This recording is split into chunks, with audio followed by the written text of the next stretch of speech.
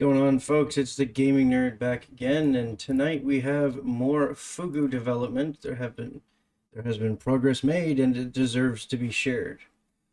Let's see. Hopefully, we'll get the audio working again this time. A little bit of glitches earlier on this evening, but hopefully we're back 100%. As always, any questions, comments, concerns, criticisms, and witty comments can be shared in the comments below. Don't forget to like and subscribe, mash that tiny bell, and let's get started as soon as the loading sequence finishes. Someone told me that the loading time is directly proportional to how many mods you have active and running, so I'm going to turn off some mods, and hopefully I don't break the Fugu. Let's see, what are we using? Nope, not that.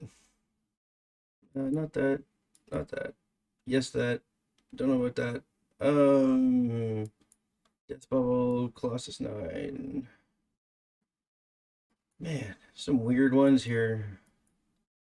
Just out of curiosity, we're going to remove all these and then try our load time again and see what happens. I do use the optimized perfect airlock, the ultra optimized perfect airlock. For those of you who haven't tried it yet, it's actually pretty cool. We're going to see it in the Fugu.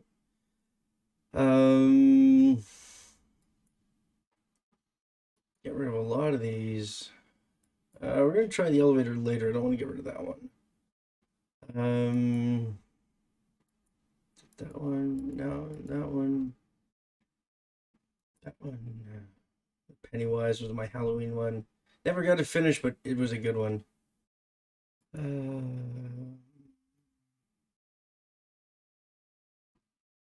To test light deliver rail guns, light deliver.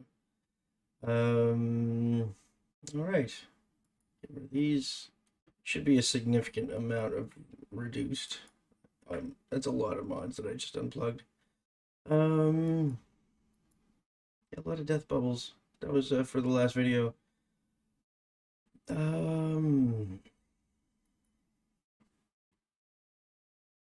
Leave the 029B voting station we worked on last time. All right, let's see what happens. What do you guys think? Faster, slower? Let's find out.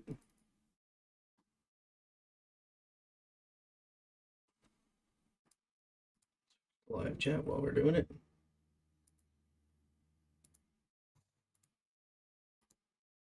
All right. So far, no change.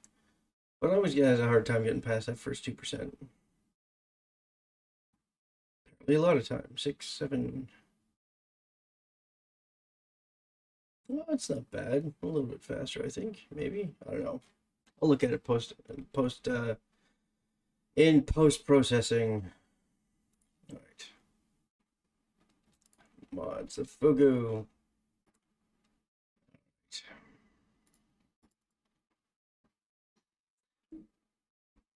So there's one thing I wanted to show you guys. The what I've gotten from my electrical boxes here. So there's a big, nasty, ugly assembly underneath each one of those junction boxes, and it is the 10 wire junction box that is one of the mods that I'm using. So it does not have a condition out, but I'm going to take a look at the code for the condition for the 10 wire junction box and see if I can modify it to bring it more up to date. Okay. Like I said, big ugly wiring mess underneath all of this. Let's expand these to their normal size. Spread them out a little bit.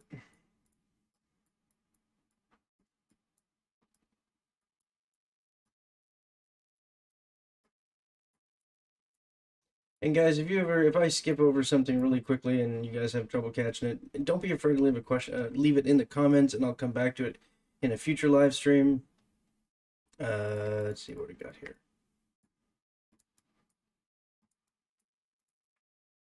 Oh, it's a battery controller over there. Okay. 1, 2, 3, 4.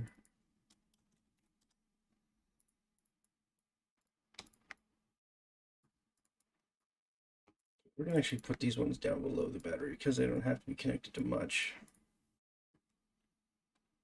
Okay, so what do we have? Basically, this is a junction box that is switchable between battery power and not battery power, with indicators to show what mode it's in. It also has a condition indicator on the battery and a charge indicator on the battery. As my other videos have talked about before, this is a the light flashes and changes color according to the condition of the battery. So at full health, it's green and stays constant. We have a viewer. Who is the viewer? Wait, triple dot. Somebody told me how I can do this. Participants. Oh, we left. Okay. Much ado about nothing. Okay, so kind of cheating. I'm using a relay here with a lot of throughput, and it doesn't take damage. I'm just using this as a little bypassing step here because you can only have one. Is this the one from the one output from? Wait a minute. What does it go to? Power in junction box power. Oh, this doesn't need to be here. Hey, simplification is always better. Okay, let's get rid of this. Okay, so the battery is powered by the junction box. Oh, there's that other relay. Ah, I see what I did. Okay, this must be an older version. All right, so the battery is powered by the junction box, and so long as the junction box provides more power than the battery does, it will always charge the battery. But as soon as the junction box no longer produces more power than the battery will power the junction box. If I said that right. I don't know if I said that backwards or forwards. So this one, we're going to use, I also want to have that light, so we have a little light here that goes to this indicator, and we have a state out that goes to this, not box, aha, and that goes into this indicator. So these two lights switch back and forth. They both come from the same state port, so they can, and one's through a NOT block, so they can never be on at the same time, right? That's the point. And down here we have a charge indicator, a charge controller. So the signal check block is looking for an input from the Wi-Fi component. When the Wi-Fi component is providing a 1 or anything other than a 0, the output from the signal check block is 100, which means 100% charge rate going into this battery. But with the latest update, if you leave something charging at 100%, even if it's fully charged, it takes damage. Anything over 70%, it takes damage. So to prevent you from overcharging the battery all the time, or hurting the battery when you're charging it, the signal block alternates between a 69% charge rate and a 100% charge rate. So the captain can trigger a button that switches the charge rate to 100% when necessary, and when not, it goes down to 70%. This memory block has 100%. Oops, that's what the problem was before. 100% value. So when this greater block controls the whole thing. When the charge coming out of the battery is less than 100%, it uses the charge rate coming from the signal block, which comes in through the set output port here, until it reaches 100%, in which case it goes to 0. 0. Yeah. All right, and in a nutshell, that's it. Oh, okay. The relay, if you click on it, it shows you the power in, the power out sort of thing, and you want to be able to switch back and forth without hitting that, like, without needing to hit the button dead on, because if you miss the button, you get the display, but you want the button to turn it on and off. So the button will be here, but it will be also invisible. It won't be shown, so that you can like, if you make it non-interactable or if you make it hidden in game, it just can't be touched. But if you want to hide it, you just say 0 on the alpha on the sprite color, and it disappears. You can still touch it, and then what you do is you make the power switch non-interactable, and then the player thinks they're pushing on the relay, but in reality they're pushing the hidden button. You can see it when you hover over it. You can see the buttons in there. Yeah, so we have we have two viewers. Wow, doubling every few minutes. Give me an hour, we'll have infinite number of viewers here. Okay, so I've done some wiring here. We have, like I said, we're using the 10 wire boxes because I hate having only 3 devices per box. And yeah, that's a lot of stuff per box. You'll notice all the pumps are in this junction box. We have things like the fabricator, the deconstructor, medical fabricator. These are all in this box. Everything oxygen related is over here, and the critical systems like the status monitor and the engine. And this one I have yet to decide. Oh, this one's probably going to go to exterior lights and what's the word? These I haven't decided. Not sure what I'm going to put on this junction box, but it's always nice to have a open junction box. Now, where was it? We were talking about weapons. I wanted to control these panels. So, currently the perspective of the captain over here. Close this. Wow, all my viewers gone in an instant. What did I say? We have auto docking, exterior lights on and off, and we're gonna have the what shall we do with our extra buttons? We have so many buttons to choose from. We can turn on the overcharge. Okay, yeah, we can do that. Hang on. Overcharge is on what channel? It's in here somewhere. That one? Nope. That one. That one. Wi-Fi component. Channel 101. Okay. So over here, I believe I have one of these already set to 101. Yes, it's the top one. Okay, so here we go. We say channel signal 3, that's signal 1, 2, 3. Yep, that's the one. You're gonna come over here to input 101, and we can go into the navigation controls here, down here to the custom interface, and signal 3 is overcharge 1. You know what? I want to make it a toggle. So what we're going to do is we're going to unwire this one. Right now it's just a Wi-Fi signal, so that one is the only signal that can go. So what we're going to do is we're going to put a little relay in between. Little tiny relay. Put it here. And we're going to make it also invisible. We're going to say set state for the state out from the relay. Goes into channel 101 Wi-Fi, and the signal from these, because these are all push button. They're not, I don't think you can make them state controls. No, they're all push button. You can't make them toggle on and off. So by making the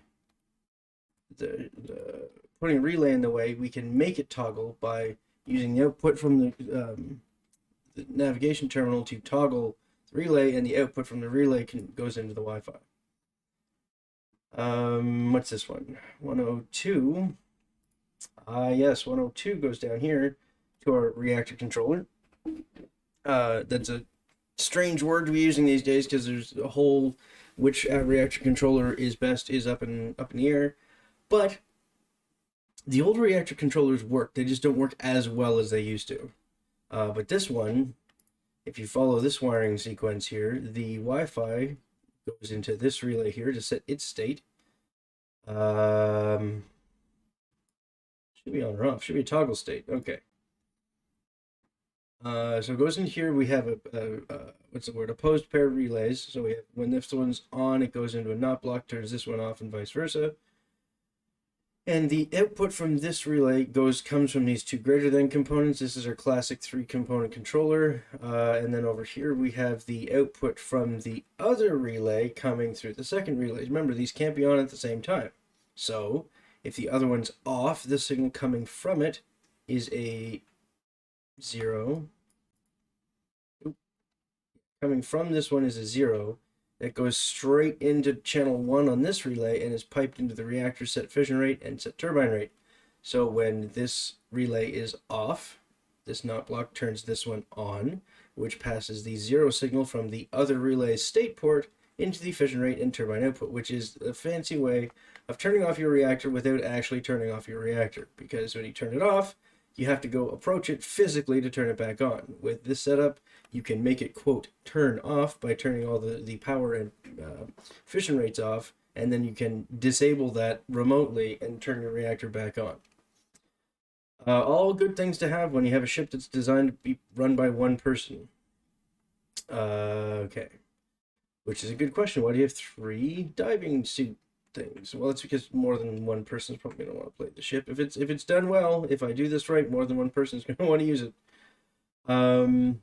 Okay, these don't look like they're supposed to.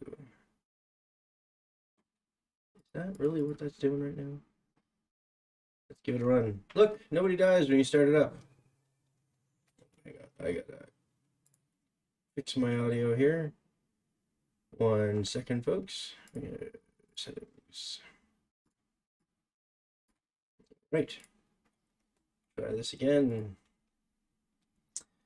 Viewer, I don't know if you're coming and going or if there's a whole bunch of people coming and going, but please do not be afraid to say hello. Oh, that's a glass door. Is this one a glass door? That's weird. They might all be glass doors. Interesting choice, Rob. Okay, where's our wiring on this one?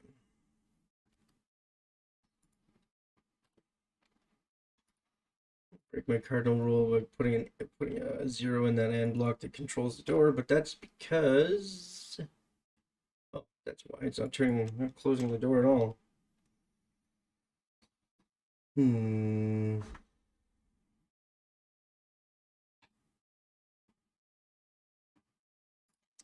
How can I do this? We want the door to close. Whenever there's somebody not, hang on. Motion detector or component stated. The door opened by itself, which makes me wonder why it opened when it's not actually connected to my motion controller. It's a neat trick door.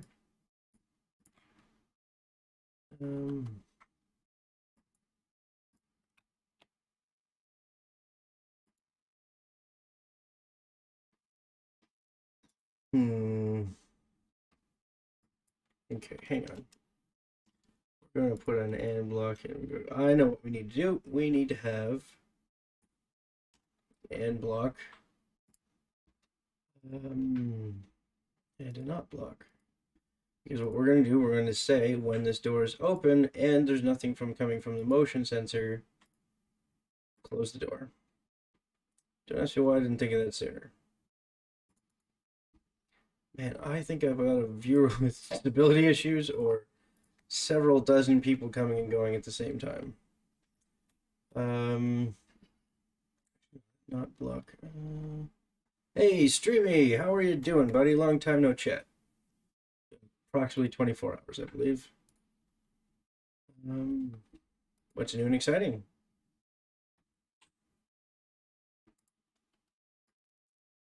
State out of door. Been good. That's awesome.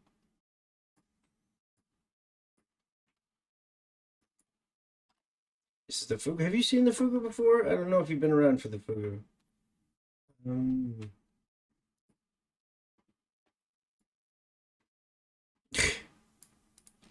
How do you know if you were that drunk? You can't remember it? Are you certain, or are people showing you pictures?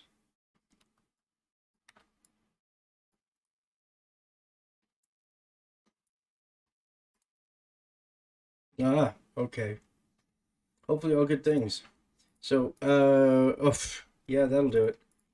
So what we're doing here, I'm just doing some more wiring work on the Fugu. We have doors that will open but will not close on their own. So what we're doing is going into this one. The door is open, that's a 1. And when there was a motion sensor up here somewhere. Yeah, it is when the motion sensor is producing a 0, which we need to put to a not block to turn that into a positive. That goes into the AND block. The AND block sends its true signal to the door. However, its true signal will be a 0, which means close the door. Hopefully, that will solve our non-closing door problems.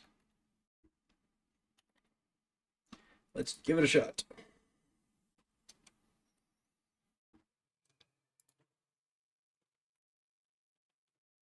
Not closing the door.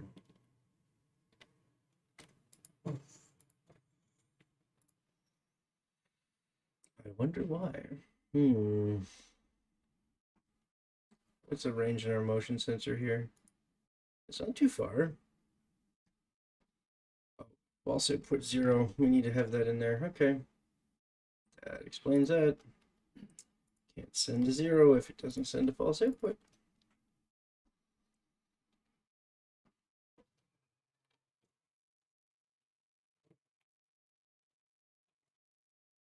Okay, that's what we want. We just need to increase the little sensor range so we're not bumping our face into the door every time we go by. That'll be this motion detector, and we can do this one at the same time. X range, make it, what's 150 look like? Yeah, it's a lot better. Okay. Now, before I start putting that on all the other doors, let's see what happens when there's fire or water or something. Hopefully.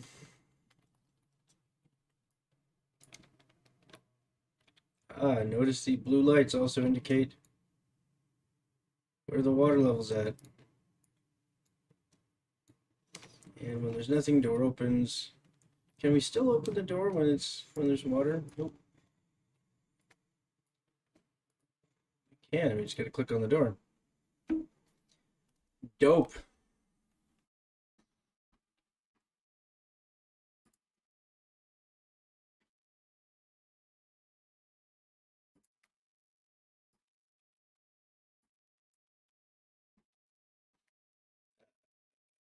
No, it's an airlock. We're not going to put that on those doors. Hang on. We have another door over here. I think we do. We do.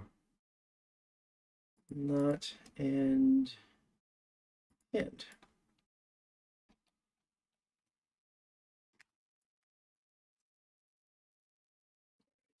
We have stayed out from the door.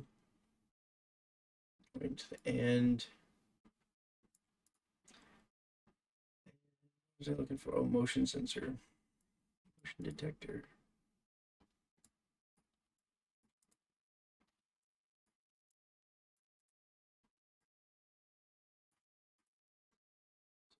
It's a 0. That one has 0 still, right? I remember that now. Also put over here. That should do it for that one.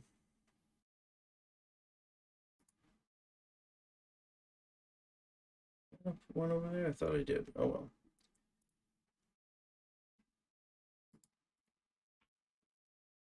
I wish you could adjust the delay on how long it takes for when you hover over the item and it shows up the list of things that are also on that same spot, like the for example, the motion control in the door here. You have to hold it for like 3 seconds before it tells you whether or not the door is, or what else is underneath it. Like, for example, over here, we got a bunch of crap. A whole bunch of wires. I don't know, I wish we could toggle that too. This one we gotta, can't forget to wire to the actual door. Alright. I think those water detectors are all hidden. Yeah, they are.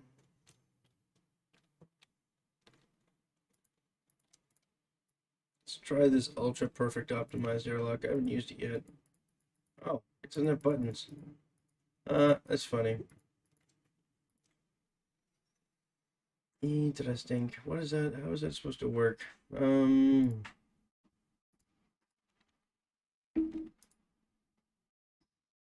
this sub, few hours, maybe 5 or 6 at the most. Why do you ask?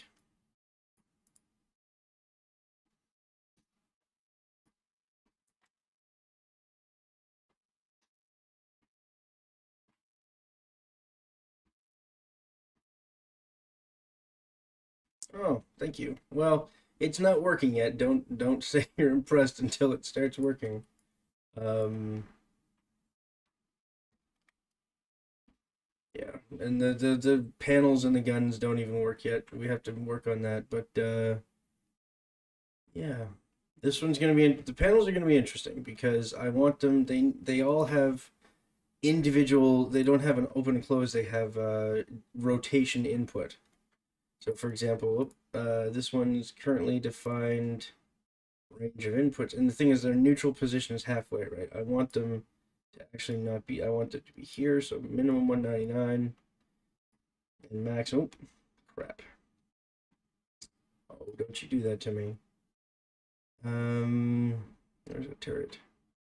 I call it 355.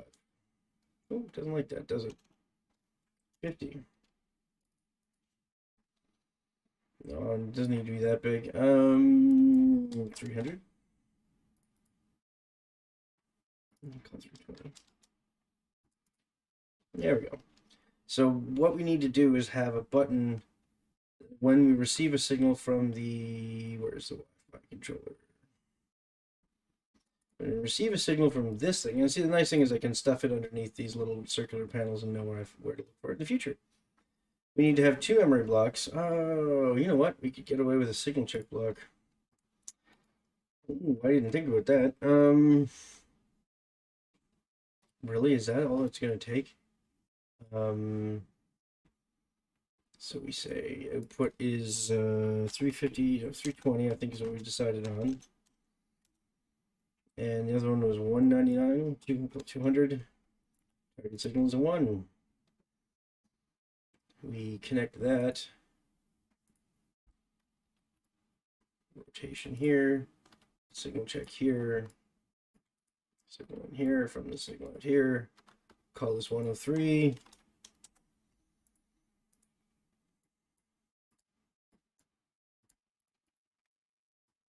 I'll leave it there for now. Default will be in the off position.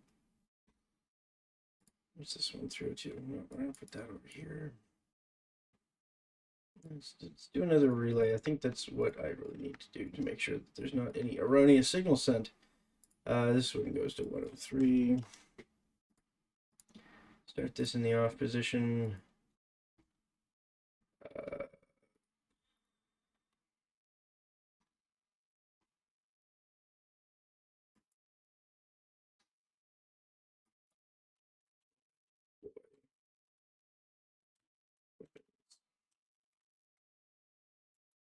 One. That means it's coming out of controller 4. I think that's 4. 1, 2, 3, 4. Yep, that's 4. Go into here. 8. So it goes the Wi-Fi controller. Okay, so now if we play this and we turn, let's lock the sub, turn off line of sight, turn off all the lights, we should be able to see when we, oh, hang on. Deploy weapons. Yeah, see, spike opens, spike closes. Spike opens, spike closes. That was a lot harder before. I wasn't using a signal check block. Why is there not that button? Weird.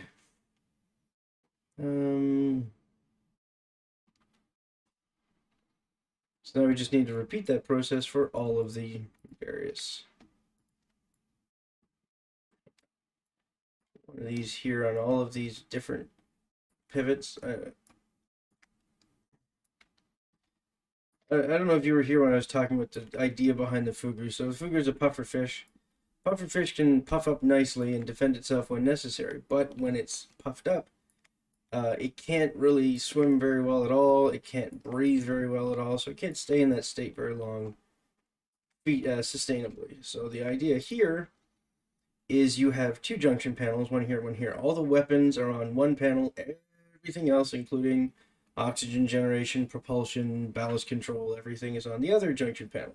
Now these have batteries, but they're not going to be very big. They only have 500 watt minute capacities. And so you have some time to play with. Yeah, this gives me a good excuse for covering a sub in weapons, and then You say, oh, it's overpowered. You say, yeah, well, you can only use it when you hold your breath. Okay, so we want this again. Okay. We want 155? No, 185. 95. Nope, 90. Okay. And then this won't even go as far. Every 340. Not even. I think we get away through 10. Yeah. And the other trick is that they're not going to be able to fire through these panels, right? So each weapon has a very narrow field of operation. And okay, so it was 190, 310. Okay, so we got to go into signal block. We say 310, 90, and then we wire that thing to here. This one.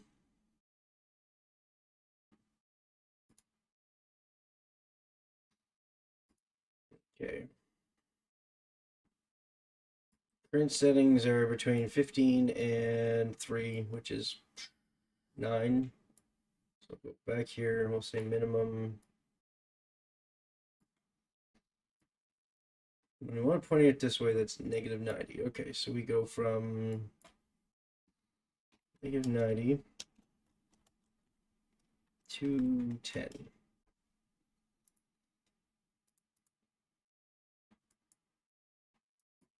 Negative 90 to 10.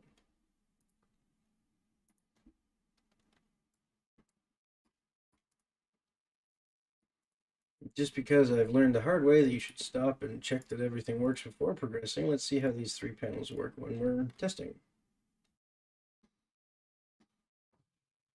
Lights, lock, gloss. Okay.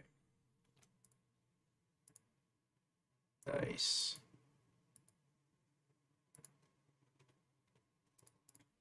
There we go. So far, so good. Although that didn't close very nicely, did it? How far was it off? Wire some more first, and then we'll go back and fix it. Okay. 250, 260.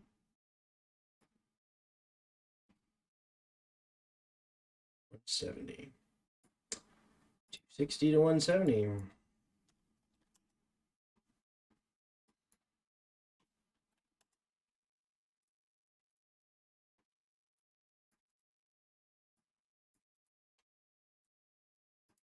Now this guy.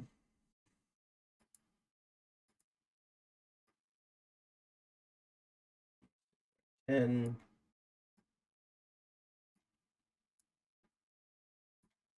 negative 10 to 110.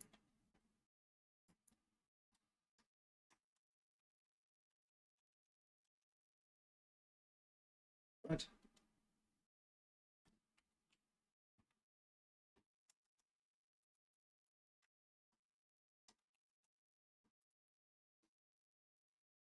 I think that's what I just read. I don't know. We'll find out here in a second. Let's do the.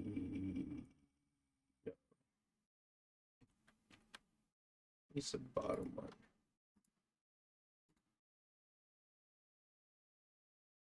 That big one? I think it's that big one. This one's slightly smaller than the other. So I'm guessing I've scaled it differently. All right.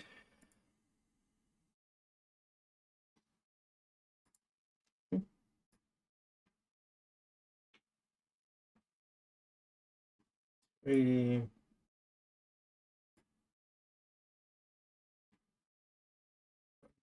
D8.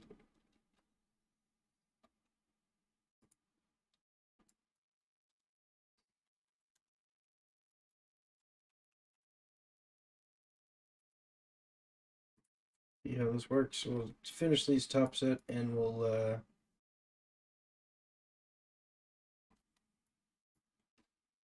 see how they work, and if they work, then we'll move on to the bottom. If not, let's figure out what's going on. Okay.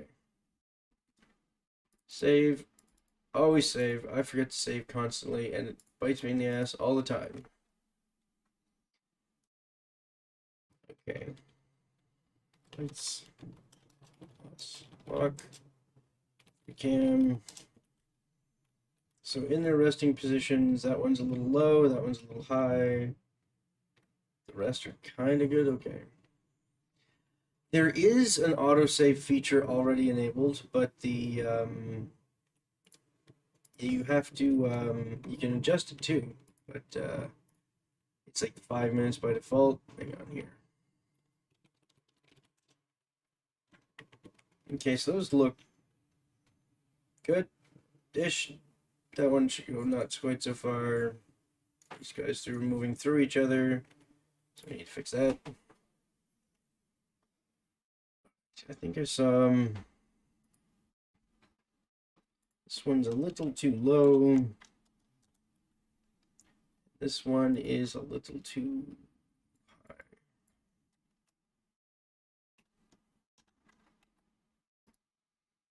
Now these two can't move through each other, so we're gonna say B.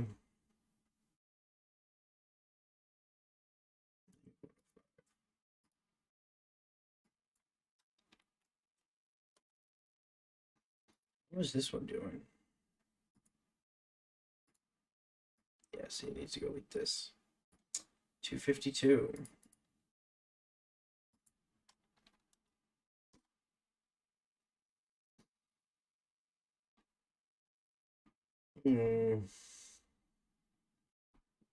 The other trick is that I want to get the weapons to stay flat against the hull when they're not deployed. I think these are probably pretty good for now. So we're going to protect these away into here, and here, and here. Actually, this one's a little too much. Negative 88.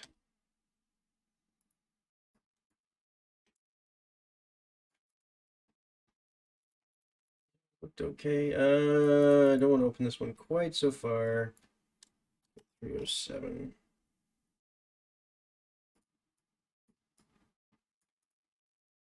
This one looks. Oh, got that by mistake.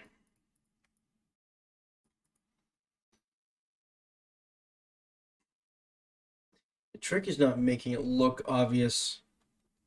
Okay, I'm gonna have to put some. Oh, I should put those here. Yeah, I could probably do that. Just kind of blend it all together, so the joints aren't nearly as obvious.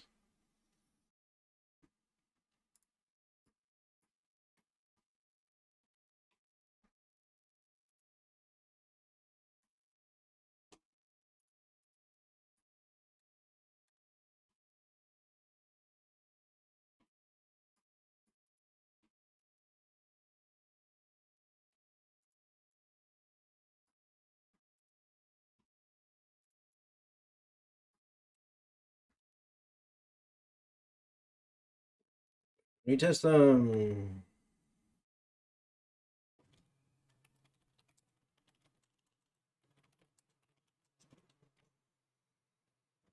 Still not perfect. Okay, hang on.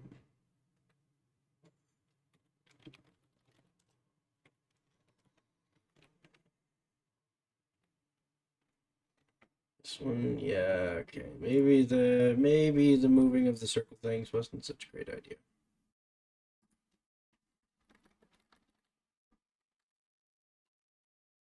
This one's still a little high when it's resting. So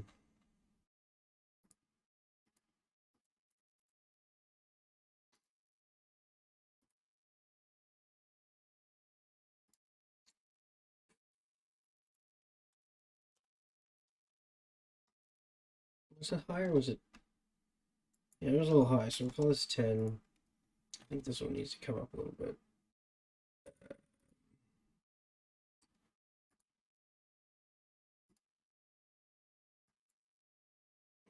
It would be not far enough, so 193.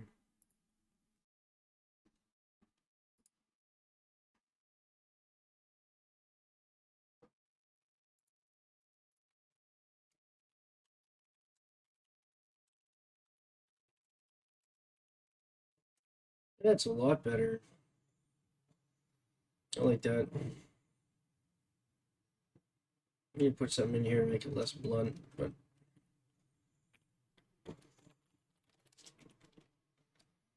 this one needs to go down, this one needs to go up. All right, let's see what that looks like. Streamy, you there? You still there, Streamy? Speak to me. Okay, also put not so far will be 171. Yay! See, I'm just concurrent viewer thing is confusing me because it says there's nobody watching. That's fine. I don't mind talking to myself. Done it enough. All right. So this one, let's connect it to this thing. 1A, let's connect to that one. Okay. Oh, no, no, no. Please don't ever. I understand the implications of a late evening. Oh man, I keep not picking what I want to pick. See? Okay, this one's going. Let's call this one 57. I think I'm going the wrong way on that, but we'll find out here in a second.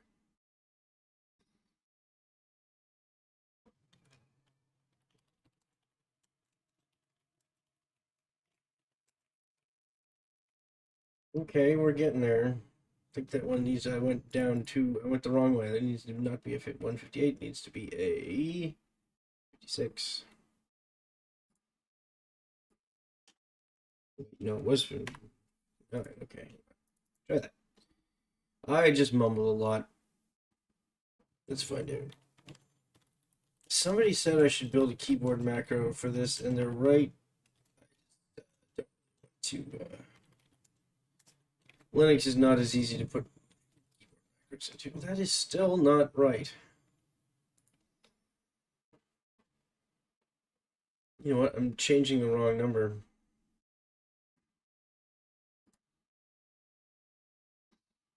No, it's not. What is that number? Hey, Tim Tom, what's going on? Well, let's see if this makes a big difference. If it does, I can't be the 255. I'm doing something wrong. Okay, 250, 155. I'm trying to straighten up the fugu here, Tim Tom. What's going on? Oh, you're not doing much? Okay. Well, allow me to entertain. Something pretty dry. Oh, we're getting there. Okay. So this is the fugu. I don't know if have you seen the fugu before, Tim Tom? I'm going to wind up repeating myself a lot, but I think that's the nature of the things with YouTube live streams.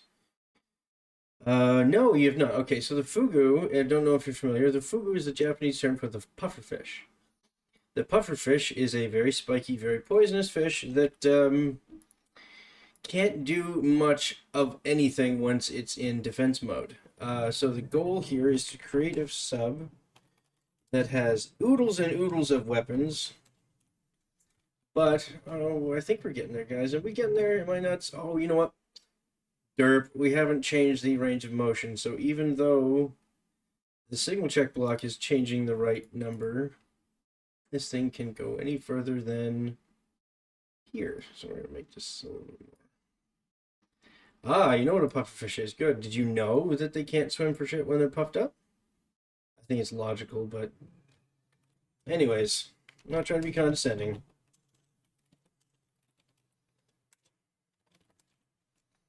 There we go. Look at that. Almost perfect. There we go. I just need to add another degree or so of range of motion.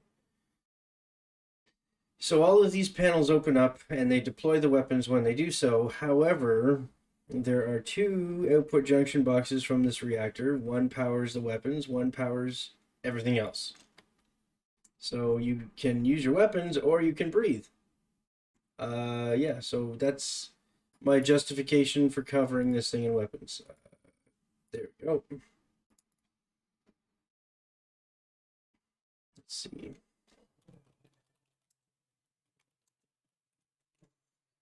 Oh, so close. So bloody close. Maybe we increase this one a tiny little bit.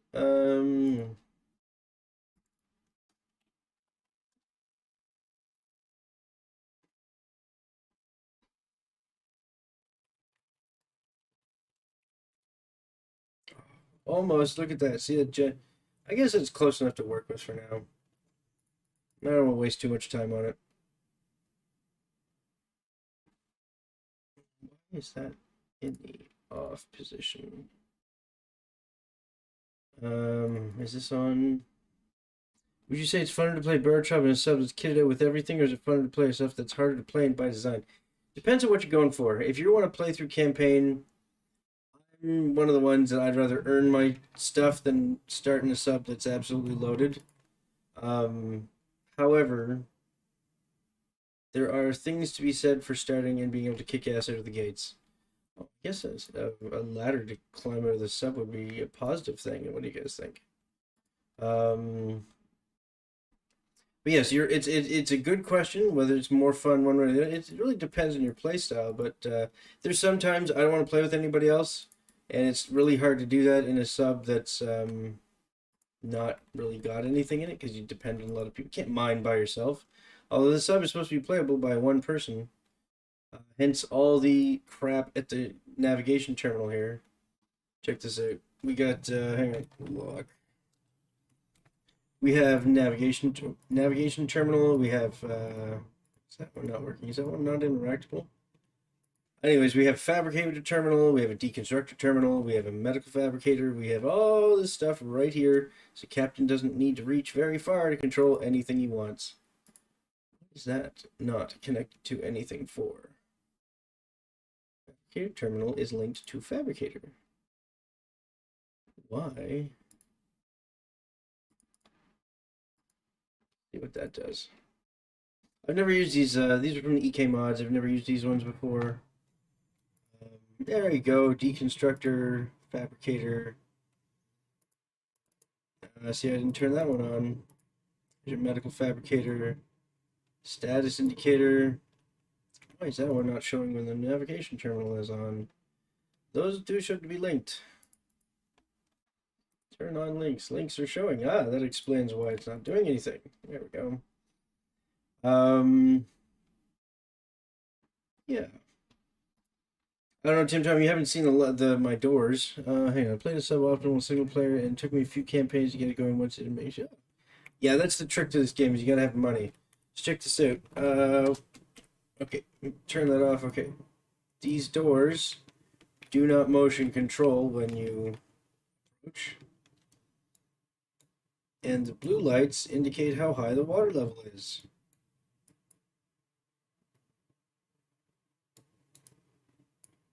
Ta-da! Pretty pretty.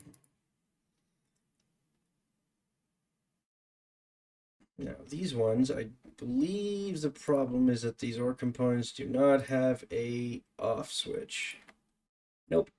0. Now those lights can blink freely. Light, there's the light. Saw part of the door video. It's awesome. At least I'm getting views.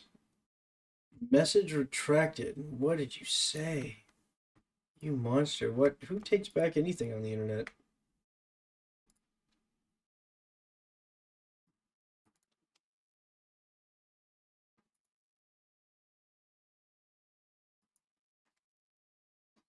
I just want to change this blink rate a little bit. No, I don't want pulse. Yeah, pulsing. Pulse frequency 2. Okay. Let's see what that looks like. Oop, there's a light in here somewhere.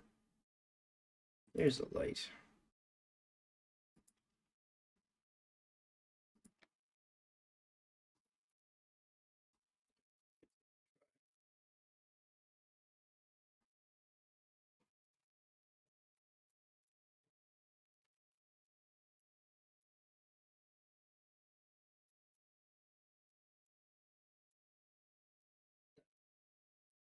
Nice.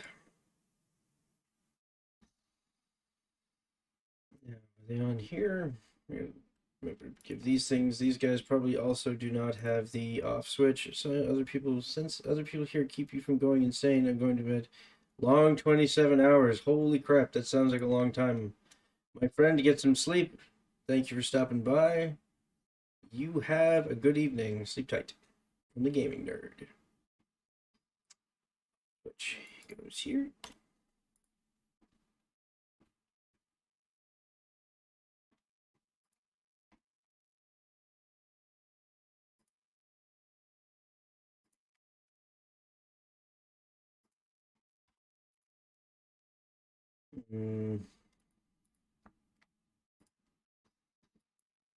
Maybe one of these days I'll show you guys my the mod I'm working on for the turrets.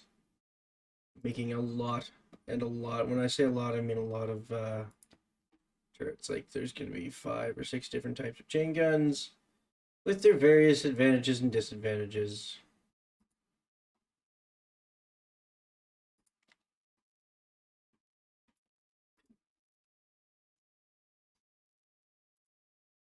Want a not to be overpowered sub, but not too underpowered. Okay, well, hang on. All right, challenge accepted. Let's which sub? Let's how about this? The well, okay, hang on. Let's say this. Yes. So I find the Baro trauma subs to be relatively balanced.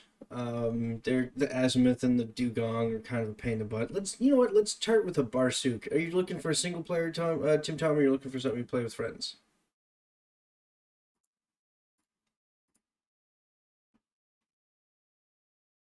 The dugong is terrible.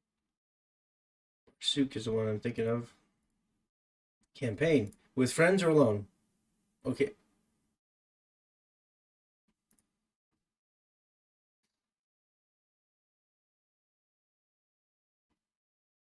alone. Okay, which sub would you use?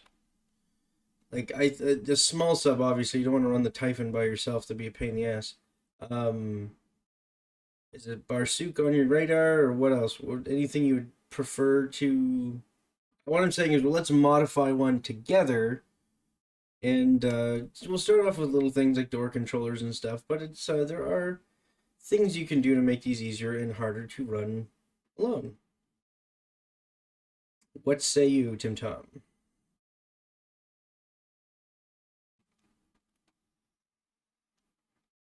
Oh, that's a pain. Why would you put that all the way down there? See exactly what I'm talking about. A good amount of weapons. Okay, well, we can add weapons to this. One of the things I would suggest if you're doing single player is there's 2 options. One is you can have, hang on. One of the best balanced subs for single players got a single player with a big determination. So attack class. Just looked at the classes. Hang on. Can I attack? Can I say no? I can't say that. Okay. What do we got? We got the Barsuk counts. Huria. What's a Huria? That's a big bloody boat to run by yourself.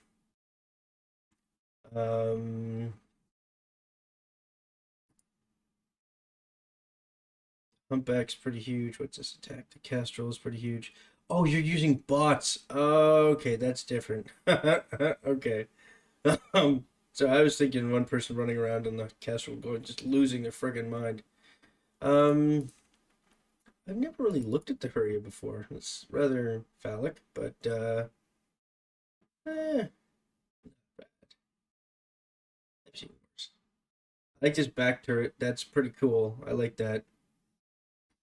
Um, twin ballast is good. 3 ballast. Okay, I like that. There's when you have one ballast tank, if it gets hit by a giant spineling, you have troubles unless you can get in there.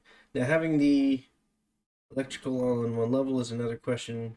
Where's the reactor on this thing? Oh, it's way back here. Ooh, distributed junction boxes plus reactor way over there. Doesn't sound like a lot of fun. Let's let's try this Barsuk for now.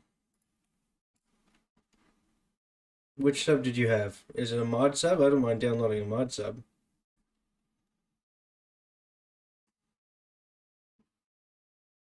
I love how much effort they put into making it look like these wires are actually dangling. All right, hang on. I'm open to experimentation. I'll try anything twice. The name of said mod sub, my friend. Wrong button. Mods. Yeah, the blind spots are kind of an undertow thing.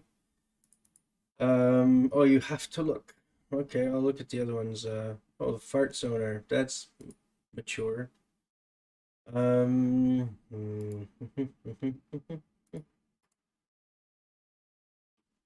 Ultron. What is that? Oh,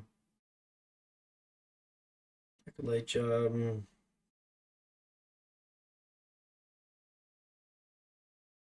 Using your phone. Oh, that's a pain. Would you recognize it if you saw it? People put a lot of subs on this thing.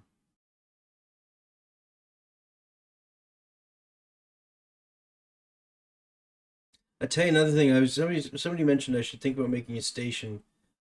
I have a station in mind, but it's gonna take a lot of work. But I think it's really cool. It's kind of like a. It's not part of the campaign. It would be something like there's a maze to swim through that you can change, and a survival chamber where there's waves of things that come in because there's a monster spawner. What is this? Sparky's Gunnery. Oh, that looks neat. What is this guy doing?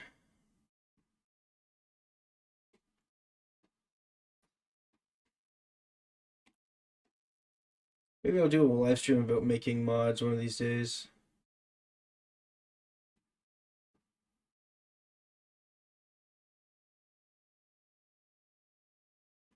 If you're watching me on your phone, I am flattered as long as you're not pooping. Oh, I don't care if you're pooping. Just don't tell me if you're pooping. Um, IMC Dugong. What is this madness?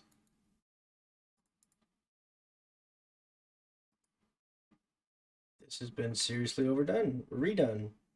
Get the mining laser in there as the S. Cool.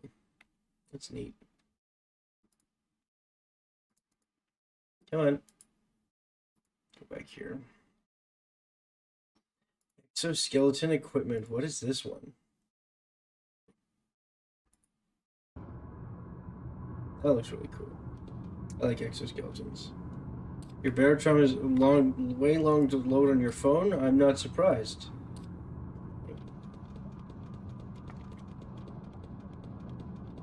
Fun fact, I actually worked on exoskeletons as part of my graduate degree. Just, they called them a dermoskeleton, which is just fancy way of using a term. You have a computer, okay. Sparky redid something. Oh, the turrets stole my idea for the gauge cannon.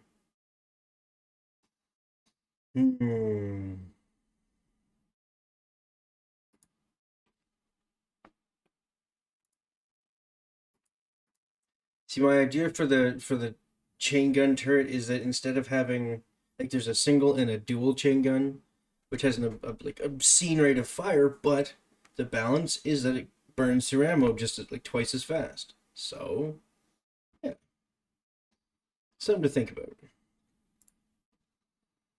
I'm losing viewers here, Tim Tom.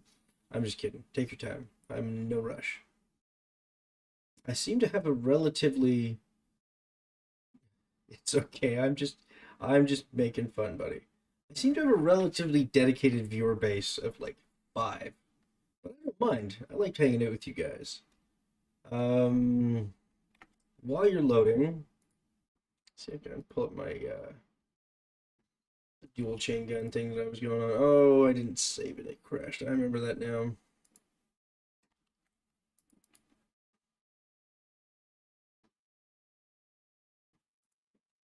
Yeah, dual minigun should be lots of fun. I also had the interesting like, pulling a couple ideas from like Unreal Tournament and what else? Doom. Just different ideas for weapons that'd be kind of fun. And you know what? If they're unbalanced, I will find out in practice. The Havana. Well, that looks huge. Hang on. Find more mods. Let's search for browse items. Search submarines and say attack. Double chain gun. Okay. All right. Challenge accepted. I'll show you one that I want to use. Hang on.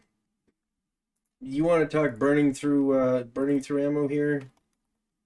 I saw this on what is it? They had the Big Sandy shoot a couple weeks ago, or last week, something like that. I never wanted to go because it seems like a lot of money to be not doing shooting it like sand. Um, Check this out. This is probably one of the coolest things I've ever seen. Um, oh, that's loud. Mute that here. Yeah, you guys get a picture of it in daylight, maybe? I don't know. Um, Basically, this guy took minigun shoots enough bullets, right? Yeah, let's hang on. Yeah, I'll move this over to the other screen. Let's put 4 of them on a ball turret. What do you think? Is that balanced? Like this thing just it's like what 12,000 rounds per minute? That's just silly. Yeah. That could be a lot of fun.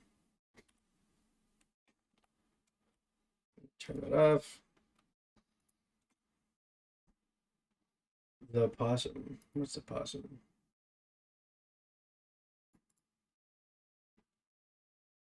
Oh, that looks neat.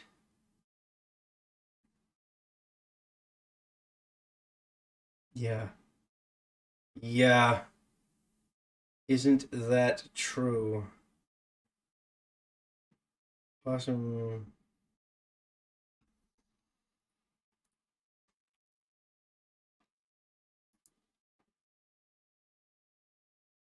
The Ulysses. Okay, let's find this thing.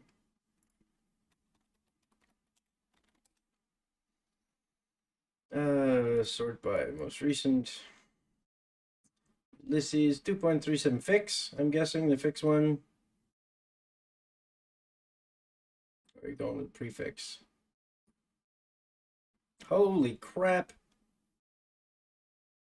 Hit on a stick, buddy. That's huge.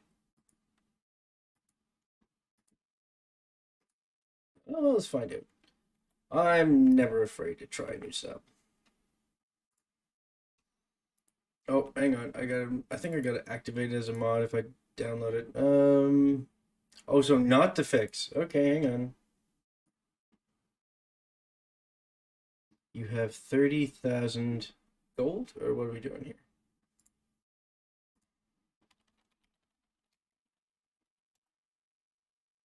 Ulysses 2.37.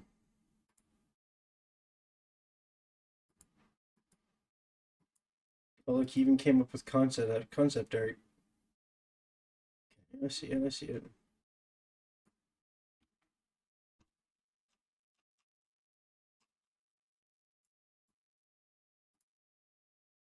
Oh, in your campaign. Ah, okay, I get it.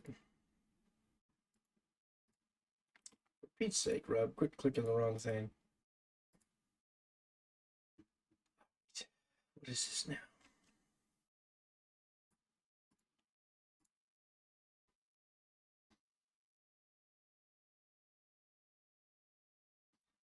Holy bing. Wow. Wow. So we put a lot of time into this. Is this vanilla or does it have mods extended number of days without a fatality? I'm guessing there's no, there might be some visual variety pack stuff, but that's about it.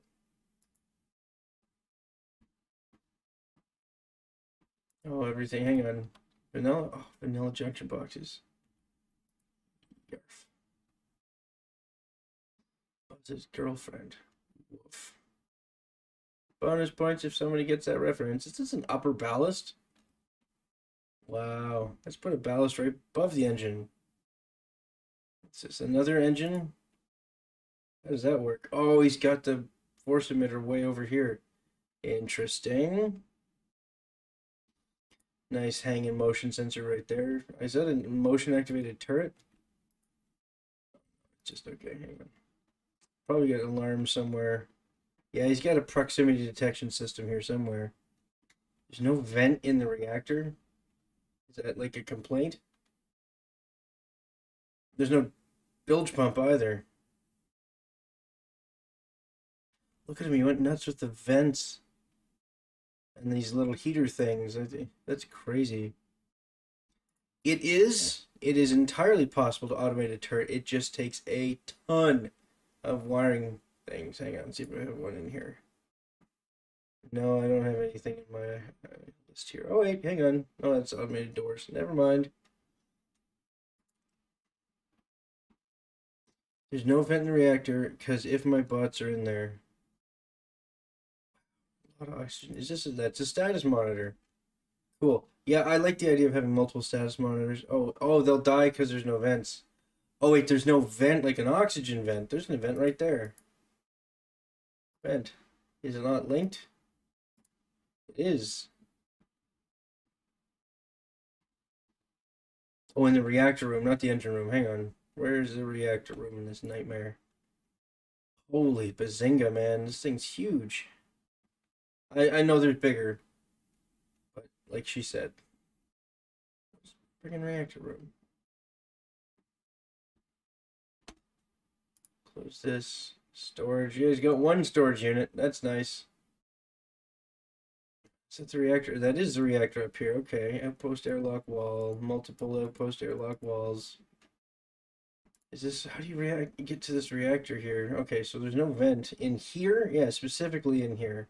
There's a vent here. Let's just add another vent. Is that what you want done? That's not hard to do.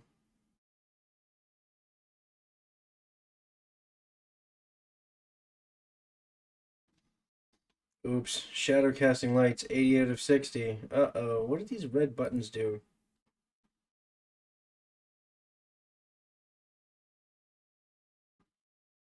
Only one way to find out. Hang on, let's link that little vent.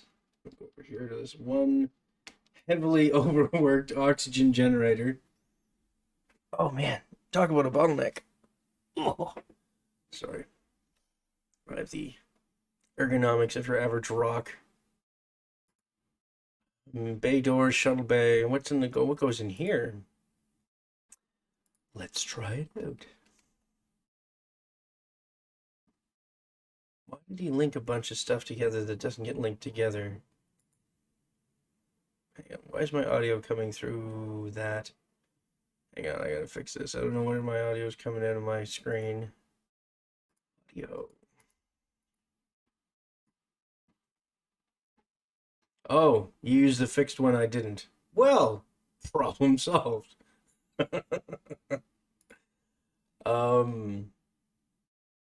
Did I not select them both? Hang on. You said that was on. Oh, the gaming cat has arrived to complain. He knocked over a box of treats last night and was snacking on them when I got up, and he's not getting any treats today because your ass has to go on a diet. Yeah. Yep. Interesting.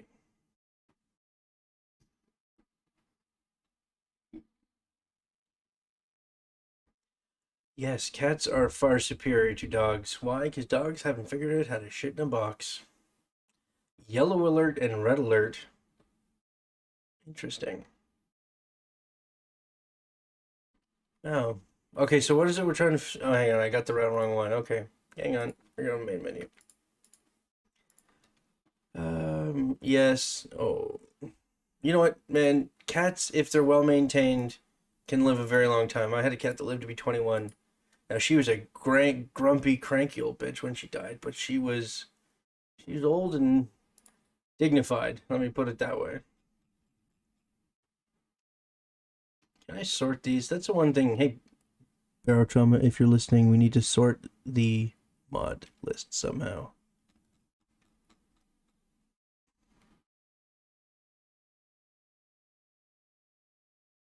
I don't see the other. Oh, wait, there's the Ulysses. Okay, we're going to put that over here. Where's the other Ulysses?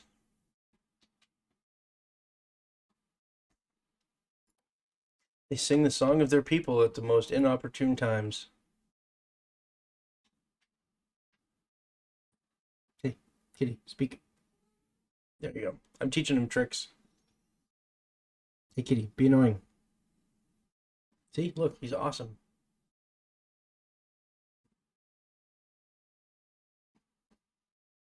This guy is hyper polydactyl. He's got 8 toes on each foot. It's like a genetic weirdness thing. Like Blinky the fish from The Simpsons, only with toes. Yes, go ahead. Try to sabotage my audio. All right, let's try this other Ulysses. Is it here? It is. There's the one that's not fixed.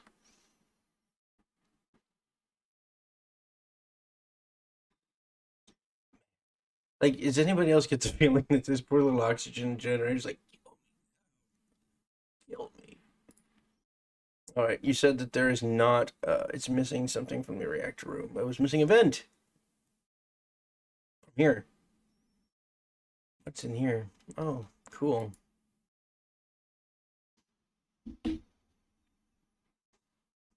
Is that what you? So I would add door controllers abound on this thing. I don't think he's got them on here. He's just got the standard auto doors. Not even that. He's just got the doors. Oh, signal check employee. What's this going to? Hang on. Somebody can close these doors remotely. Somebody doesn't believe in Wi-Fi. Holy crap. Like, look at this. Look at this. And doesn't even organize them. That's nuts. How do you find things? What? Look, this one does a U-turn. What is going on? All right.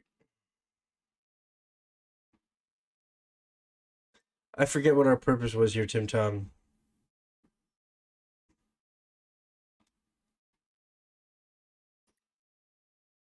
That's pretty impressive, whoever built this. You got the tail with a tail and a tail on it. That's pretty epic.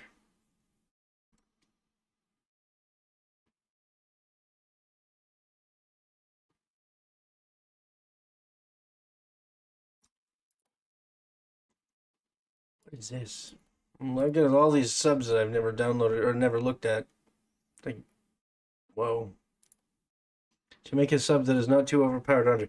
Yeah, I'm not doing that. Oh, wow. This is a warship. Um, that one was a little big for my tastes. Let's, is there any, you know what I just realized? The Barsook doesn't have any large turret mounts. They're only small turrets. What is this now? Oh, that's the upper airlock. Okay. All right. So let's analyze this. Yeah, there's nothing here on, like, no big one. Okay, so let's look at this thing objectively.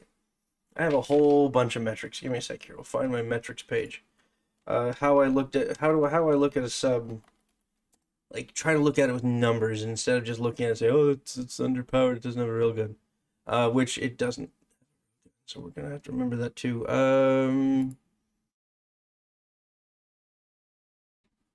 Is this the one? Oh my god, I tore it apart. This, where'd it go? Hang on. Ship comparison.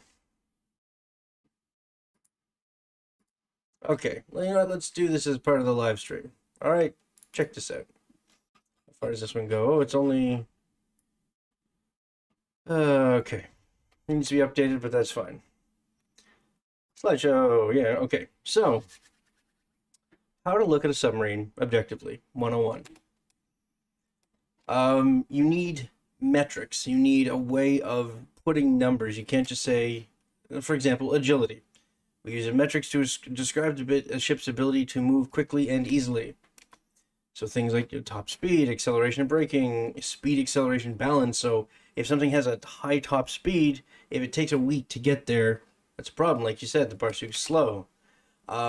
Neutral balance offset. Now that one is interesting because people don't think about it. So when you look at the ballast hulls, it'll tell you what your neutral balance offset is. So what your setting needs to be in the what's it called, navigation terminal, right? So it will, if you've got a neutral balance, sorry, neutral ballast level of 0.7, then all of your ballasts have to be 70% full in order to be neutrally buoyant. So not going up, not going down.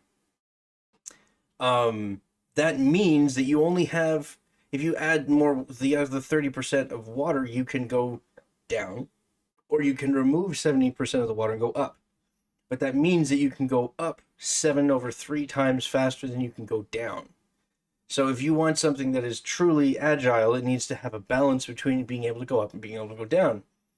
Ballast turnover rate is how fast the pumps can clear or fill your ballast, right? So the faster your pumps can empty out of ballast, the faster you can start accelerating upwards.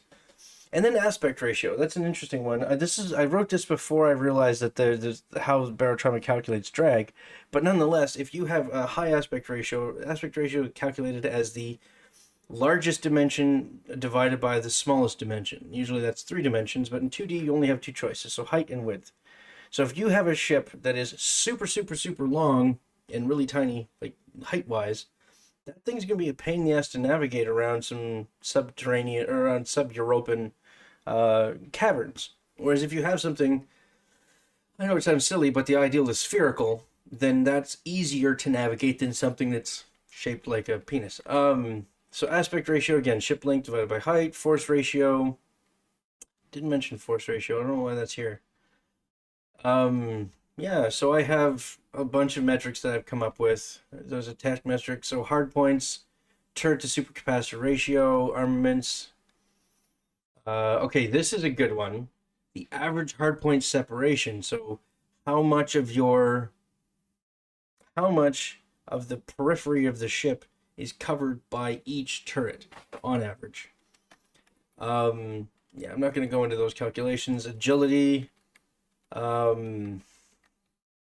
defense metrics. So this was an interesting one to think about because defense, there's not really an easy way to measure defense except for the ability to reject damage. So instead of inflicting damage, it's rejecting damage that's applied. So bilge pumps and ballast bias. So ballast bias is, if let's just say you have 2 ballast tanks and they're evenly sized. If you have one punctured, the other one only has to take, like, it's the other example would be if you have 90% of your ballast in one tank and 10% in the other, and the big one gets punctured, you have a problem. And if you have one ballast tank, then all of your bias is on the one. If that thing gets punctured, you have a big problem. Discharge coils are pretty much exclusively for defense. Can't really use those for aggression unless you have a ship that can just run over and lay on top of something. So the discharge coils have an area of effect in the hull perimeter, right? So we talked about the number of there's math. Like I say, I'm a nerd. Okay, so bilge ratio, we talk about the total volume of the sub divided by the total bilge capacity. Similar to your neutral balanced offset, but it has to do with the size of the sub. This is another one that's important for defense, is the average, what? Holy, the mathematics? Is that what you're going, like this one here? Yeah. Remember the name of the channel, buddy. I live to live up to that channel. Okay, where was it? Average compartment volume. Okay, think about the 2 extremes here. If you have a submarine that has 1 compartment and you get hit with a spinaling attack, right? You have problems because all of the water is flooding into the 1 compartment in the sub. On the other side of the coin, you have, say, 100 compartments, right? You've got any leaks or any problems are contained within very small areas, right? So there's a trade-off to this, right? Because more compartments means you have to move between a lot. There's a lot of hull to maintain, right? It's a lot of maintenance. What? Yeah, 1 compartment? I bet they did.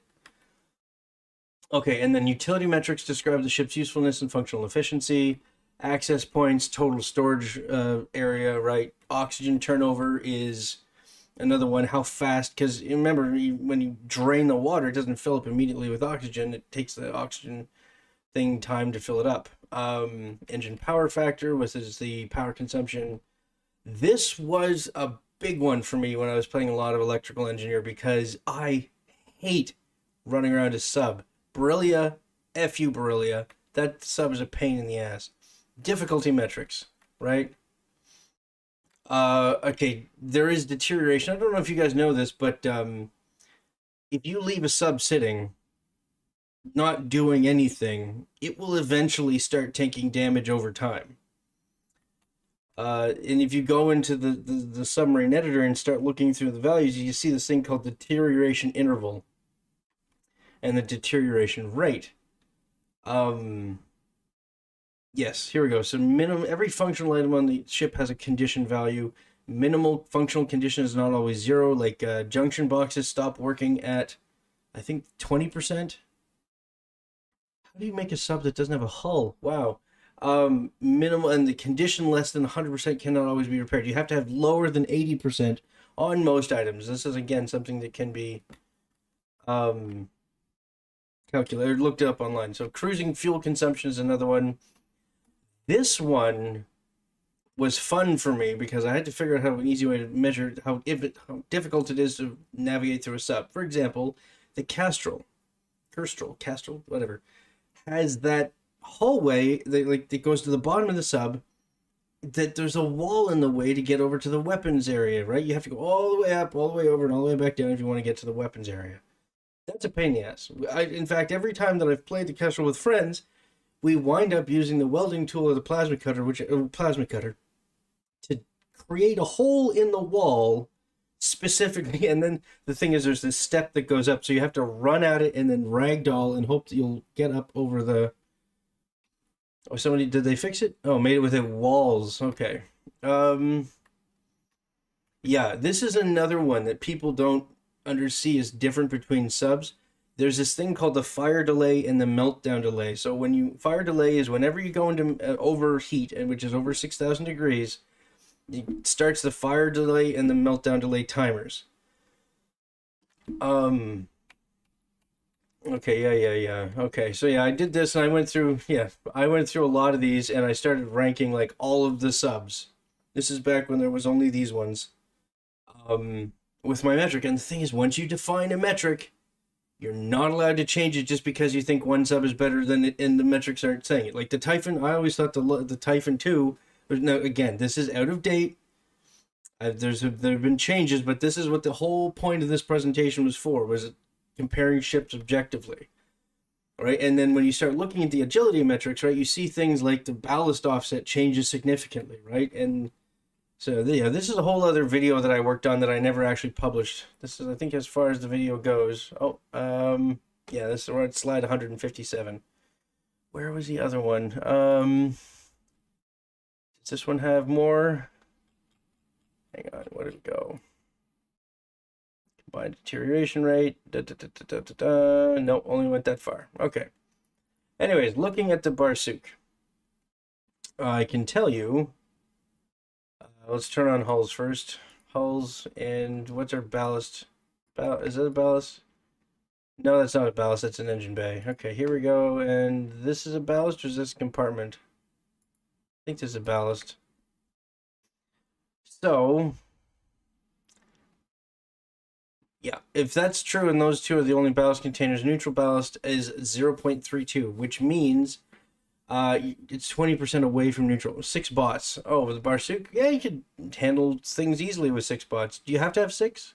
Oh wait, no, you're already running a campaign. You want to do it in the middle of the campaign? Is that what I'm understanding?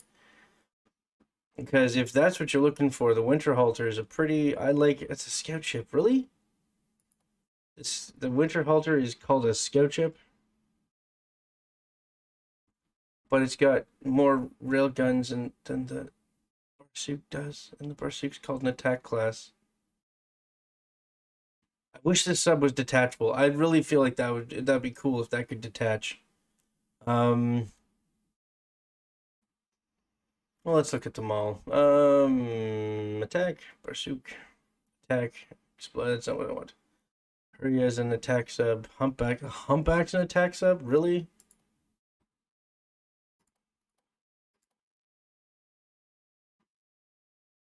Okay. Yeah, again, phallic design. Hate the distributed junction boxes, but I guess that's a way of balancing it. And again, see, I could make the Barsuk so much better than this one. You just wouldn't need 6 bots. You wouldn't have to be paying 6 bots, FYI.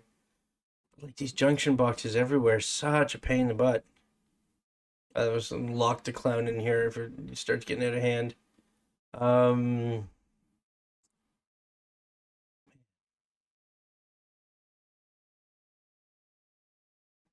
So what would you do to make this more OP or more powerful but not overpowered? Hmm. Suits?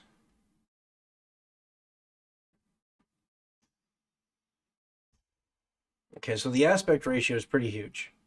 And there's a lot of gap between stuff here. So if this were me, probably start shortening it lengthwise.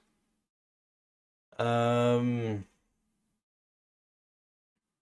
really don't want to start messing with this wiring because this guy, on the other hand, whoever puts this, I hate the dangling wire mechanic. It just looks so stupid, especially when it's like discretized and you can see the little angles on it. Um, Honestly, if I were to try to do that, you could write a script that would generate the points because there's an XML file here that says this wire has this many nodes, and you can artificially generate the arc for those nodes if you wanted to. The seizes are separated. What's the seizes? Suits? I mean like the 5 that are down here and then there's nothing up here?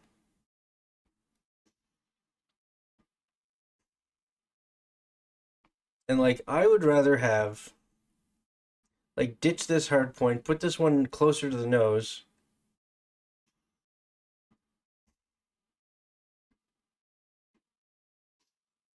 Hmm. It's fine. I'm not worried about it. Tell you what, let's make some mods, shall we? Super capacitor, check this off. Now, do you mind downloading EK mods? Because I'm gonna lean a little heavy on that for now. Because what I want to stick over here, get rid of that one down here. We're gonna get rid of this one down here.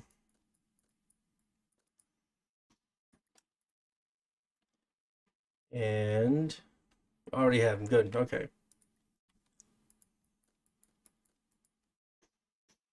No, just screw it. We're gonna put all the things in here. Rework the turrets.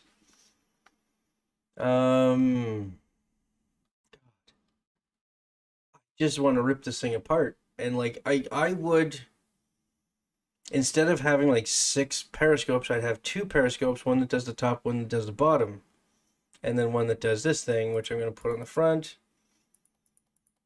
Machines, you can put spinal, what's it called? Spinal hardpoint. Pulse lasers, heavy railgun, heavy railgun. Where's the hardpoint? There's a hardpoint here somewhere for the spinal guns.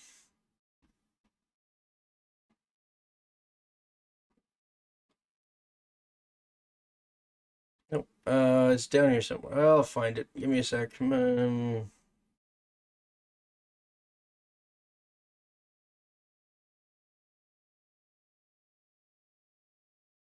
am I missing? It's here somewhere.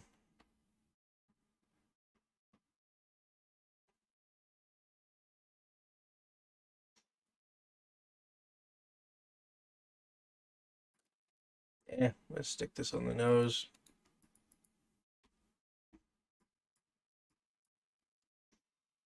Right, and like if you have decent coverage here, and then use this search. Oh, right. Spinal hardpoint. There we go.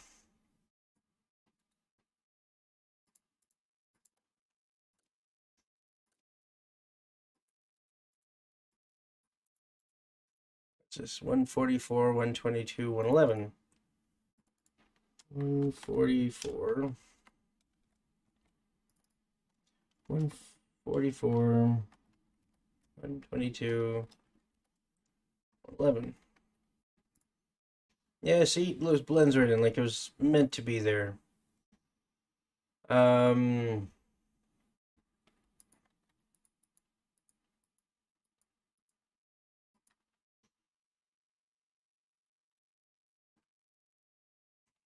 then put another turret over here. Put the big one facing the big one down here.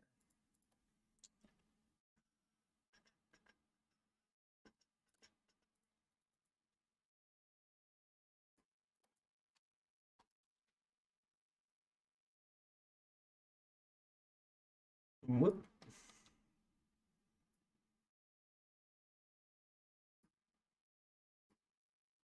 Come on. There we go. Right to the front and down behind.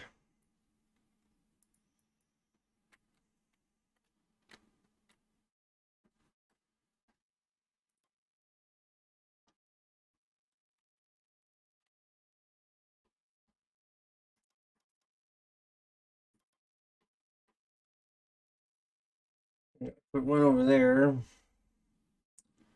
And then put something weak on the front up here to give it balance.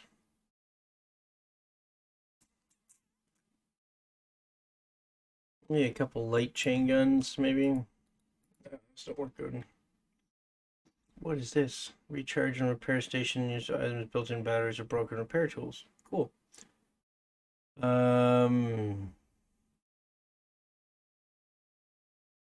That's weak. What are these weak EK mods?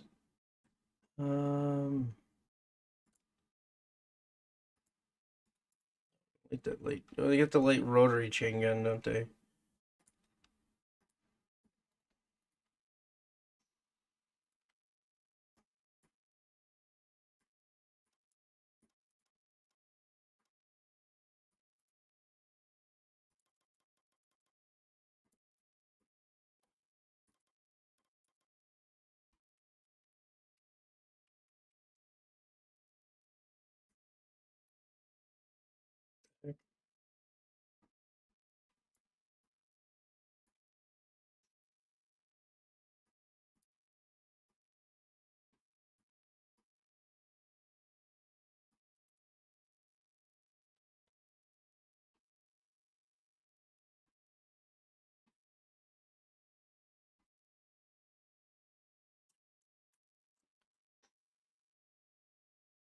Put your depth charges down here, I guess.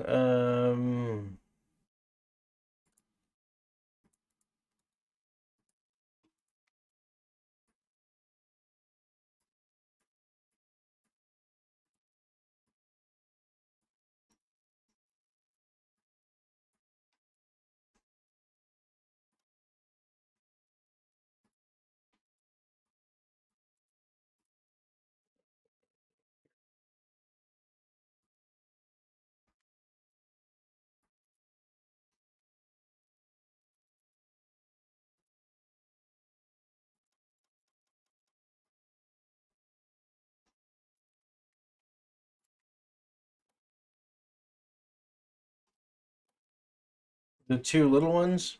Is that what you're talking about?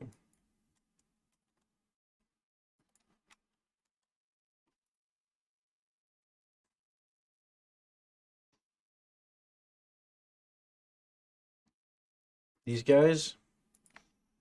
The light rotary chain guns have terrible. Yeah, the spring stiffness. They don't scale very well, but the other thing is that they're not very big and beefy. Although, I guess if you're using normal chain gun bullets, it's too much. Alright, good point. Ooh. We could put the auxiliary turrets, like these little guys here, which only have 4 slots. So, like, yes, it's their missiles, but you only get 4 shots with each of them, right?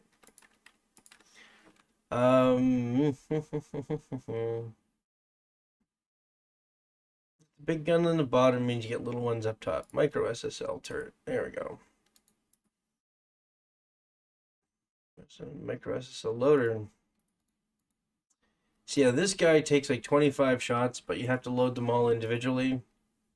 Pain in the ass.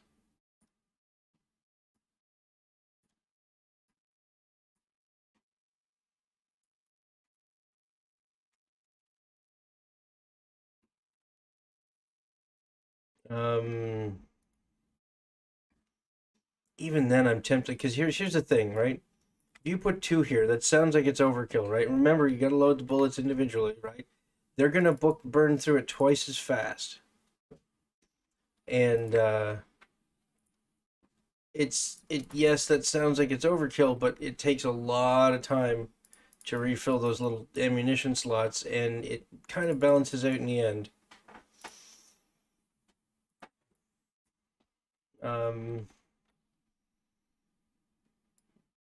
Yeah, and and the thing is, you must if you link these together, you must fire them two at a time, right? Let's put this one down here.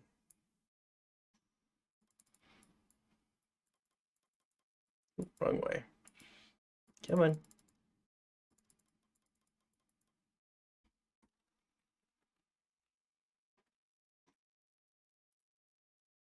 Hmm. And oh, haha, you want balance? I got balance for you. Let's get rid of one of these oven racks. Let's get rid of this one. We'll put one of these up here instead. And one of my favorite ways to balance out weapons is that um, you must reload them right beside where the weapon is, right? So putting all of your load. Oh, hang on. One moment, please. So by putting the loaders near the weapons, right? If you put all the loaders centralized, that's cheap. That is cheating because in reality, they need to be much closer. You're not going to ship all your missiles through a tube and get them to the end of the sub. Hang on, let's see. We'll link this to here. Turn my links. There we go. What am I doing? Hang on. Yes, cat and phone. All right. And the other thing is that by having only one or two periscopes that control these things, you can't run them all at the same time, right? That's the other thing. What do we have? We have missiles. We have a flat cannon. We've got.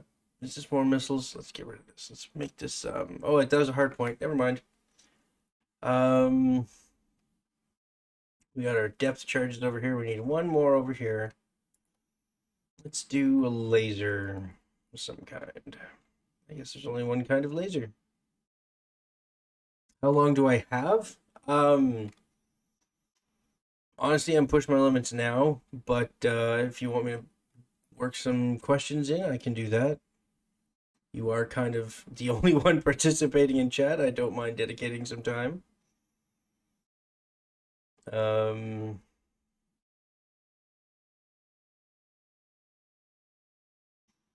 What is this? I've never seen the vortex cannon thing in practice, but I think something tells me. Um,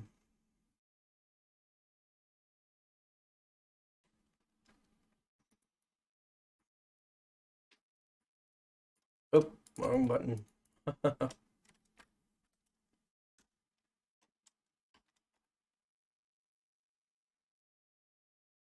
Yeah, we can try it. I've never used it before. Like I said, I'll try anything twice.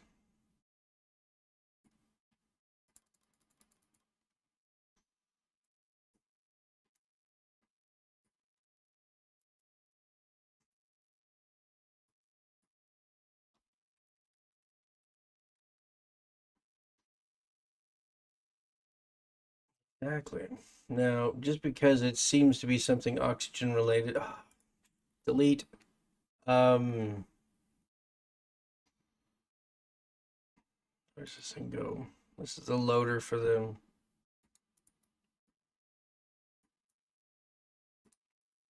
Does anybody ever use the terminal on this thing? The loader here and squeeze that in there. Don't need to actually feed it anything, just electricity, so it goes right there. Link that to that.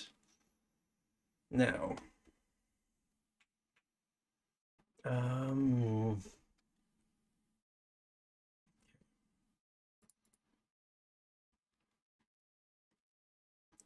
goes to that camera up there, doesn't it? Oh, this is, yeah, that's where that goes. Okay. First things first, let's wire some power into these things.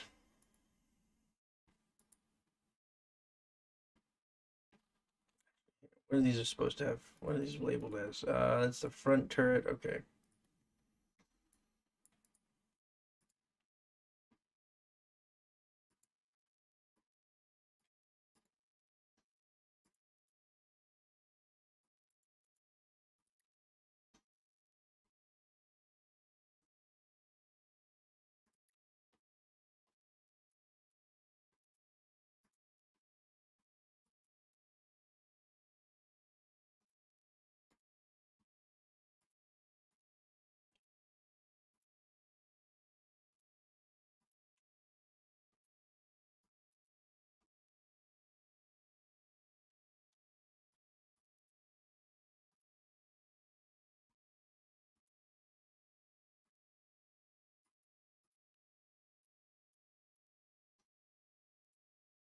Hmm.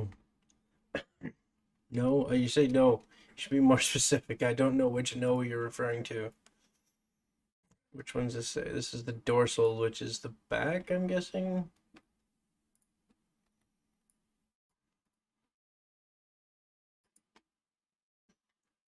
You want to talk to Snowflake? Do you know him? Does he call you at home?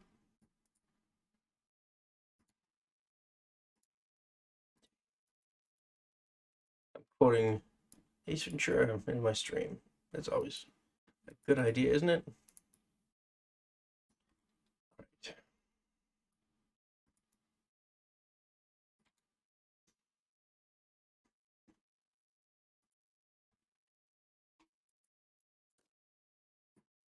That's what I just do that for. I don't know why I did that.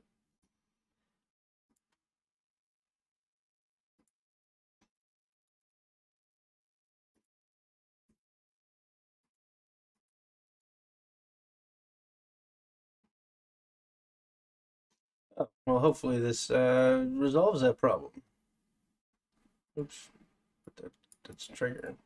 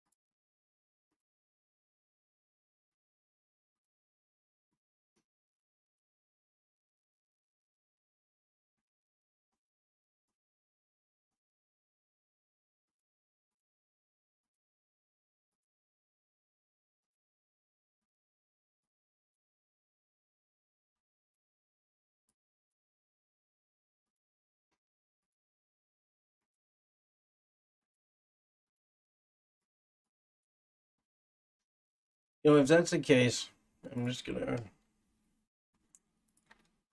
move this down here. It's not such a huge change from the normal playstyle, but still have two turrets feeding off of one loader, which means it's gonna go really damn fast. I don't know why they put them on floor level. It doesn't compute to me.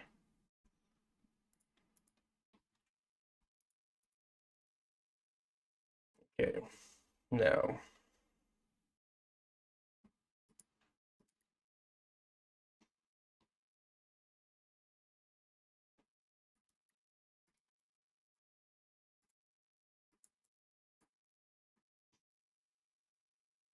Hmm.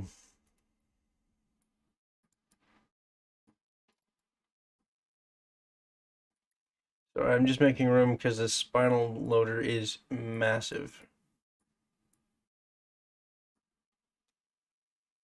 Don't ask me why I put on that one instead of the other one, because this is the one that goes to, yeah, that goes to spinal hard point. Okay. Spinal loader base.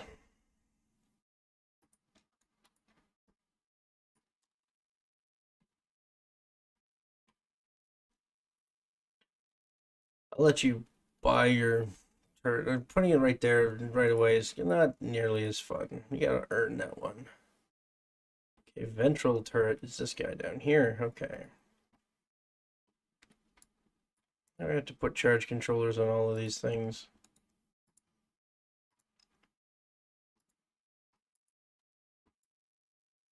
Because those supercapacitors don't want to be run manually.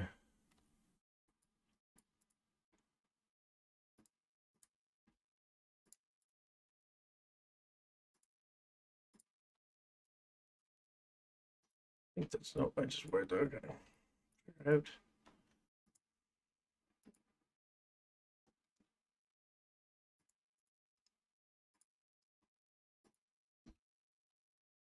Oh, somehow this is entertaining to three people.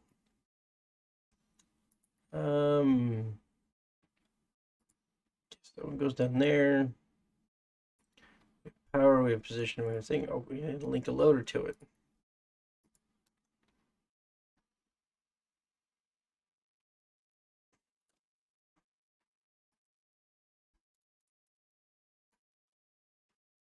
Oh, I don't mind.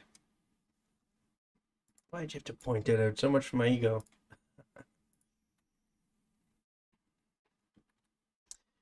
Was it there was a story that someone used to follow Julius Caesar had a guy follow him around that used to whisper "You're only human" to him constantly, let him prevent himself from getting into his head.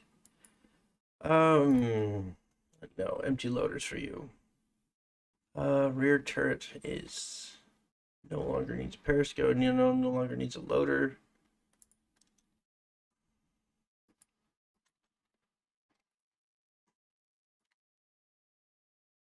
Hey, Ethan. Just listening while playing Dwarf Fortress. Just supporting the guy because his videos are cool. I am flattered, my friend. Please, you don't need to play that Dwarf Fortress as much as you want. I'm not going to complain.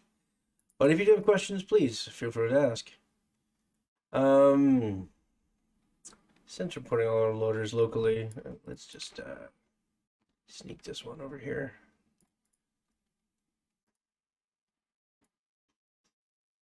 Now let's wire the sucker up. Position out to here. Does this one get a... Yeah. No bullets is not a problem for this guy. He's got 3,000 marks, not dollars. They are European marks. I don't know what the exchange rate is. I'm guessing it's like change for a button. Trigger out goes to... Did I put in the trigger already over here?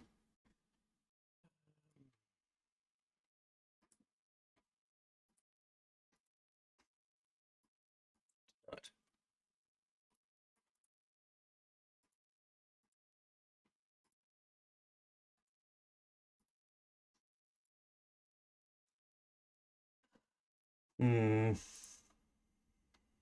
Power off this one too, I guess.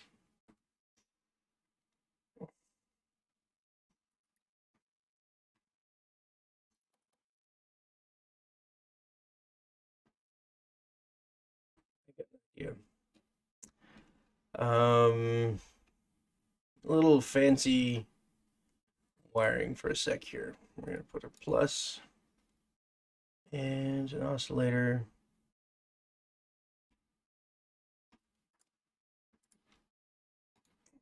Relay. You bear with me. This is gonna be a surprise when you guys see what this is. I know you don't know what I'm doing. Just give me just a minute here.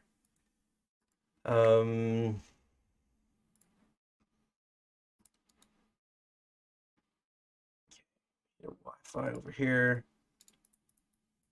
Okay. Let's call this 10 seconds. Call this. No, no, we don't need that. We need a signal check here. Okay.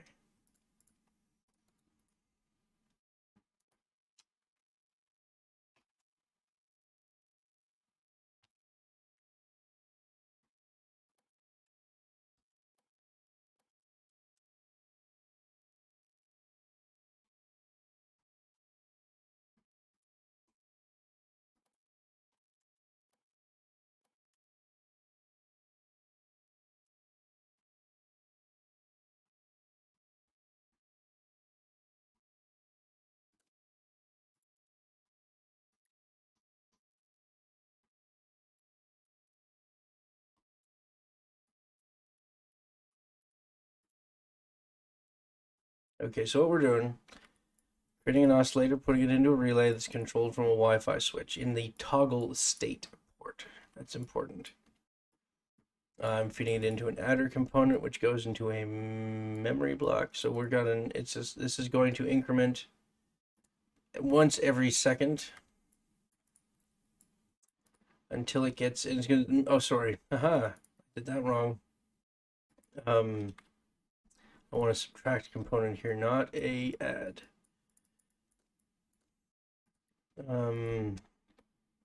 So why would I want a countdown 10 seconds to 0? Give you a hint, has to do with my supercapacitors. Now in this one, it's important in what order these wires go, because otherwise you're going to be subtracting negative numbers from stuff. So from right now, the value coming out of the memory component goes to the first input of the memory block. And then every time it pulses, Okay, so when this gets to 0, close this relay. No, we don't need that second relay. We can use it for the exact same thing we're going to use the other relay for. Okay. Close this here. Another relay in here. State out here.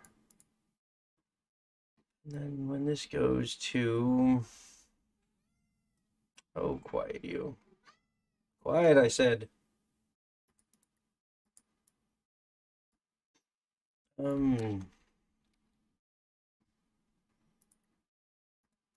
He's an and.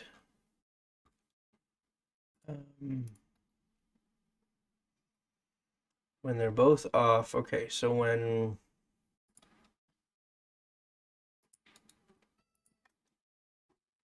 shush. Okay, when this relay goes into the off position, so our target signal is going to be 0, it's going to reset our timer countdown to 10. Cat, I swear to God, you're taking up bandwidth. Okay, we'll call this 102 because I like my 100s. Call this 101.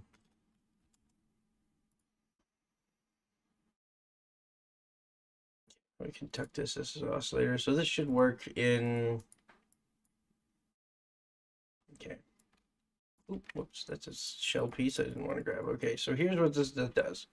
We have a Wi-Fi channel going into the relay component here. When it turns on, it starts passing signals from the oscillator through to the subtraction block on the other side.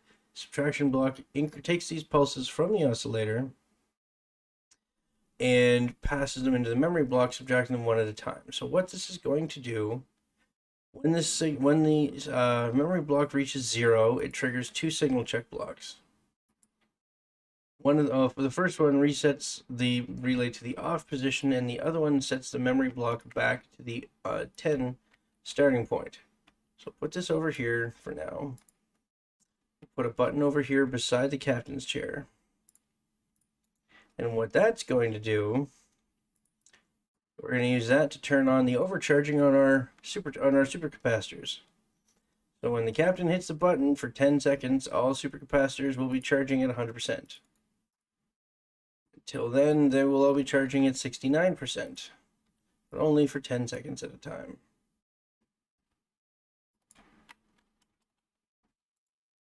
Okay. So we have our signal check block and Wi-Fi channels on 102.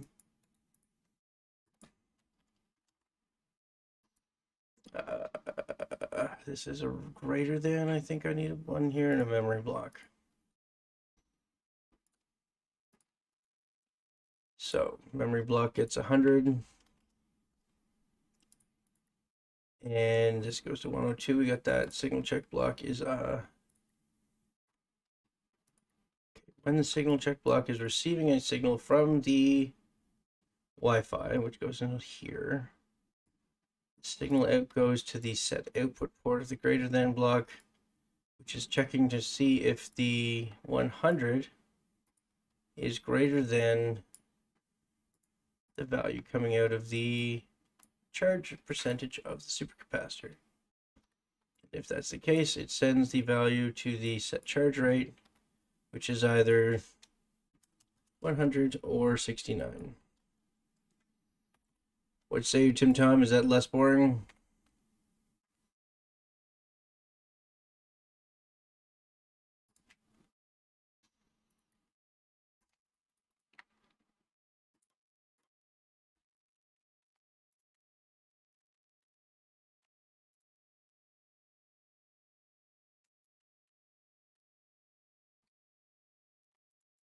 Copy this over to every supercapacitor. That's it for supercapacitors. Wire the charge percentage out to the input of the signal check block and out to the set charge rate.